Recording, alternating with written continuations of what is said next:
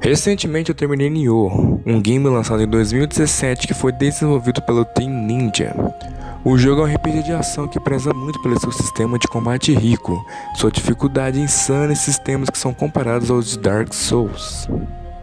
O jogo me proporcionou uma experiência muito interessante, que eu imagino que seja até um pouco diferente da experiência das outras pessoas que jogaram o game. Eu nunca tinha jogado algum jogo da série Souls antes de jogar Nioh.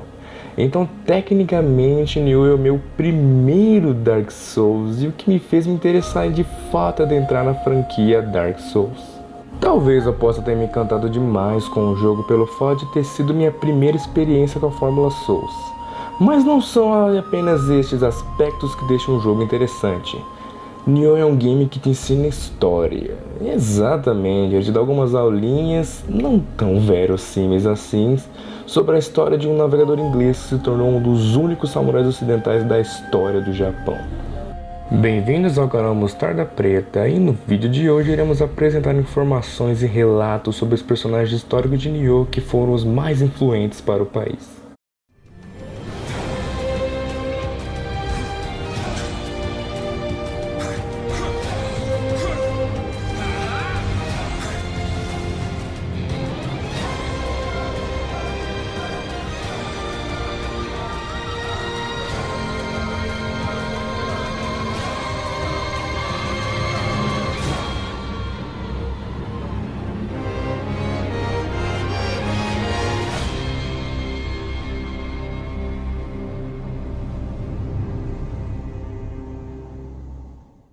William Adams.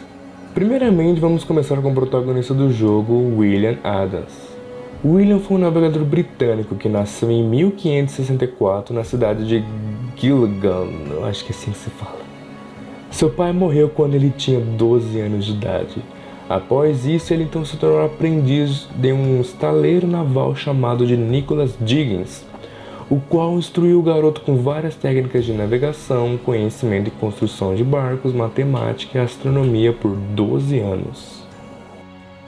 No período da Guerra da Espanha e Inglaterra, William foi contratado para uma expedição ao Japão com o objetivo de estabelecer rotas de trocas e boas relações com orientais, com a intenção de quebrar um domínio espanhol e português dessas relações, já que esses países já estavam fazendo isso há um tempo. Foram 5 navios que saíram em expedição, porém apenas um deles sobreviveu à viagem e ainda em péssimo estado. A princípio, Adams e sua tripulação foram acusados de serem piratas, a ponto de que eles foram levados como prisioneiros para o futuro shogun Tokugawa Ieyasu. Ele interrogou William sobre diversos assuntos do mundo ocidental, como política, economia, cultura, religião, dentre outros, O vasto conhecimento naval de William deixou Ieyasu muito impressionado, tanto que ele ordenou o britânico para que ele construísse um navio ao estilo ocidental. A contribuição de William para o japonês foi tão imensa que posteriormente ele iria se tornar o conselheiro de Ieyasu, após sua vitória na Batalha de Sekigahara e então declarado shogun. Apesar disso, William foi praticamente proibido de retornar para o seu país, nem mesmo para ver suas esposas e filhos. Mas mesmo assim ele teve uma relação muito boa e respeituosa com os japoneses. O rapaz também foi lhe presenteado 2 espadas e o título de samurai. William Adams encarnou como Miura Anjin, um dos primeiros samurais ocidentais da história. Mas William não foi o único ocidental samurai da história do Japão e nem o único a aparecer em Nioh. Também teve o Yasuke, o samurai de etnia africana. O Japão estava dividido em províncias no período feudal. Nesta mesma época, portugueses e espanhóis navegavam pelo mundo procurando novas rotas comerciais e novas colônias. Nesse meio tempo, um missionário jesuíta chamado de Alessandro Valiagno estava em suas missões para levar o cristianismo até o Oriente, e um de seus barcos estava em Yasuke. A princípio, o rapaz chamou muita atenção, pois acreditava-se que ele foi um dos primeiros negros vistos pelos japoneses. E entre as pessoas que ficaram curiosas com Yasuke, uma delas deve-se ressaltar, que é o general Oda Nobunaga. Uma curiosidade interessante é que quando Nobunaga viu Yasuke, ele achou que o rapaz estava coberto de tinta. Então ordenou que o rapaz se lavasse e se esfregasse para tirar a tinta. E foi aí que Nobunaga percebeu que o homem não estava coberto de tinta, e sim que a sua pele era daquele jeito naturalmente. E foi aí que o interesse de Nobunaga ao rapaz aumentou. A partir daí, a interação de Yasuke com Nobunaga foi grande. O rapaz foi de escravo para empregado, com direito a pagamento, moradia e uma katana. Nessa época, dar uma katana de presente era um símbolo de extrema honra e respeito. O rapaz recebeu treinamento samurai e até chegou a lutar em algumas batalhas na jornada de unificação do Japão de Nobunaga. Yasuke teve uma vida de ouro, até o dia que Nobunaga foi obrigado a cometer o ritual de suicídio japonês, o seppuku. Então o rapaz rendeu ao inimigo, mas como ele não era japonês, ele foi poupado da morte e entregue de volta aos jesuítas, com os quais deve ter passado o resto de sua vida. E já que citamos, vamos falar agora sobre o herói demônio do Japão, Oda Nobunaga. Nobunaga foi um poderoso lorde feudal do Japão no final da era Sengoku. Ele foi um dos 3 que buscaram por uma unificação do Japão. Só que o Nobunaga se destaca por vários aspectos. Logo na sua infância já demonstrava comportamentos diferentes aos dos outros japoneses.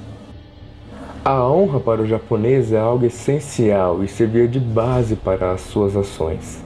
Mas Oda não se importava muito com isso e achavam até que eram bobagens. Tanto que no velório de seu pai, Oda Nobuhide, é dito que o rapaz chegou ao local com roupas casuais, chegando até a jogar incenso cerimonial no altar, um ato considerado de total desrespeito. Após isso, seu mentor, Hirate Masashide, sentindo uma grande desonra por achar que não cumpriu seu papel de passar os costumes japoneses para Nobunaga, comete seppuku, até como meio de fazer o rapaz acordar para a vida de suas responsabilidades. Aos 17, o rapaz já assumiu as obrigações do pai, começando sua carreira de batalhas. O principal objetivo de Nobunaga era a unificação do país. É por essa razão que ele travou inúmeras batalhas, conquistando vários territórios ao redor do Japão.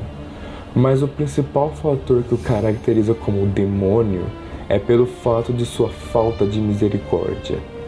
Praticamente tudo e qualquer um que se opusesse a ele, ele os matava sem pena. Ele já ordenou matar vilas inteiras, não importando se tinham crianças, mulheres ou idosos. E ele seguiu assim até a quase unificação, se não tivesse sido traído por Akechi Mitsuhide em uma viagem do general para descanso.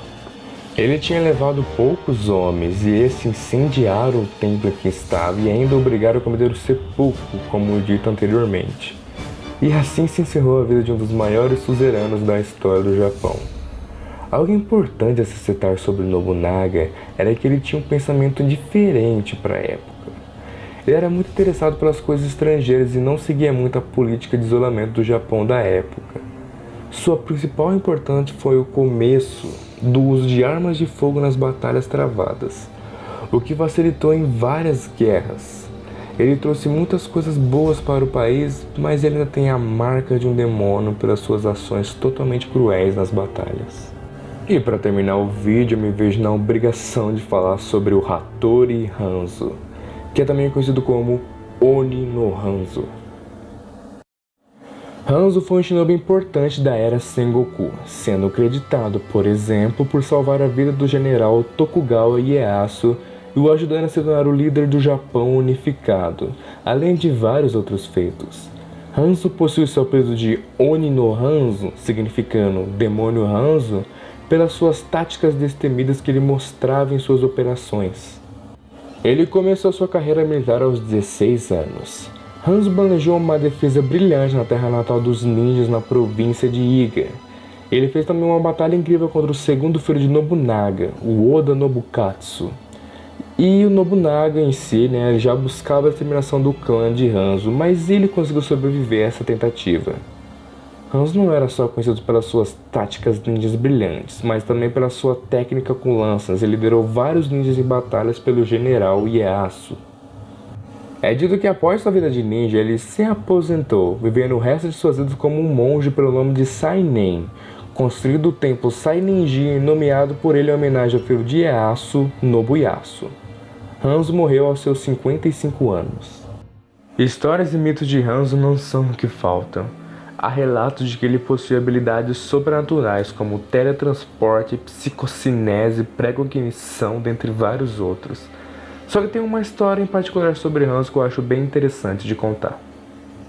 Certo dia, Ieyasu segurou Hanzo pelo pescoço e pulou no rio, levando ele junto. Após certo tempo, Ieyasu teve que voltar à superfície para poder respirar, como era de esperar para qualquer pessoa. Só que o Hanzo nesse meio tempo esteve calmamente na água, segurando sua respiração, enquanto Ieyasu estava pálido e exausto, perguntando para Hattori quanto tempo o ninja conseguia permanecer embaixo d'água. Hanzo então respondeu: 1 ou 2 dias, ou o tempo que o senhor solicitar. E assim Hanzo mergulhou novamente e permaneceu imerso. Muitas horas tinham se passado até então e não havia sinais do shinobi. E é claro que o general começou a se preocupar, começando a gritar pelo nome do ninja na esperança dele reaparecer. E após isso, Hattori surge das águas, não ofegante e sorridente, entregando sua espada ao general fazendo reverência. O general ficou muito confuso e Hanzo então explicou ao Ieyasu que não estava todo aquele tempo debaixo d'água. Depois de ter mergulhado, o ninja nadou até a superfície e permaneceu escondido em uma rocha, dormindo um pouco. E quando ele foi chamado, voltou até o general mergulhando novamente na água, dizendo a seguinte frase: "Peço desculpa, senhor, mas este é um ninjutsu." E só esse relato me faz ver que o cara era brabo. E bem, pessoal, esses eram os personagens principais que eu achei conveniente falar nesse vídeo. E é claro que ainda existem vários outros personagens da história do Japão para falar. Só que eu preferi falar daqueles que eu mais gostei e que eu mais tive contato no game. Alguns personagens de DLC eu nem cheguei a falar porque eu não tive contato e eu não cheguei a comprar as DLC.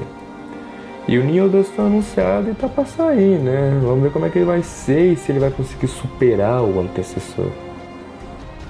E é isso aí. Se você gostou, obviamente, deixa o gostei, se inscreva no canal, divulga para os seus miguxos.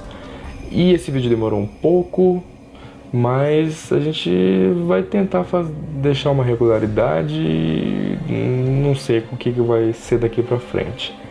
Tenham uma ótima semana e até a próxima, amigos.